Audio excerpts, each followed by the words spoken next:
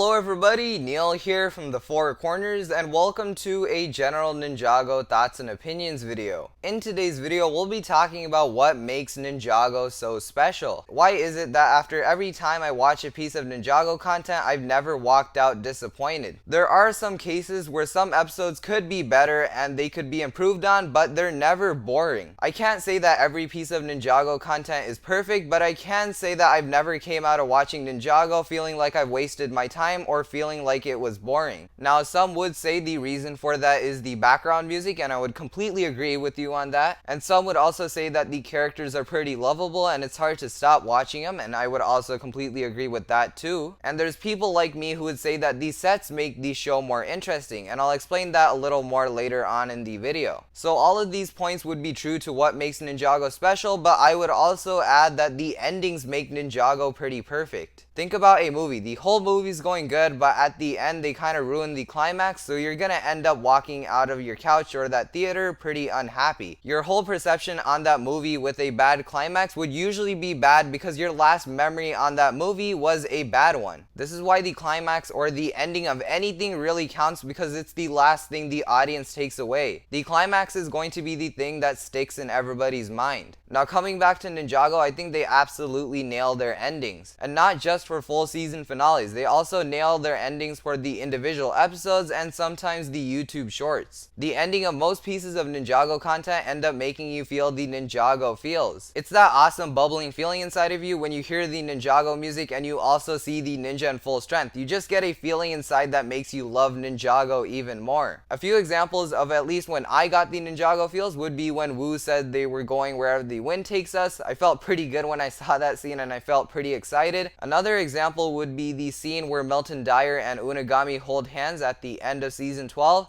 That scene felt like a Disney movie ending to me with the music and everything. It just felt very classic. Now, before I close up this video, I do want to talk about why these sets also make the show more interesting. At least for a person like me who really cares about the sets and follows the leaks, when I finally see that set in the show, I get pretty excited no matter if that scene is dull or not. Think about the Firestone mech. Most of us have been following that set from the leak season. And when we finally saw the fully stone version of the set in the show, we got pretty excited, and we got even more excited when it crashed into lava and it took shape into the actual Firestone mech in the show. I think the process of following the set from the leak season and finally seeing it in the show makes the show a lot more interesting. In conclusion, a lot of things come together to make Ninjago special. The endings, the music, the characters, the sets, all of that comes together to make Ninjago a very special show. That's all for today's topic on what makes Ninjago so special. Thank you for watching this video, and I'll see you in the next one. Bye-bye.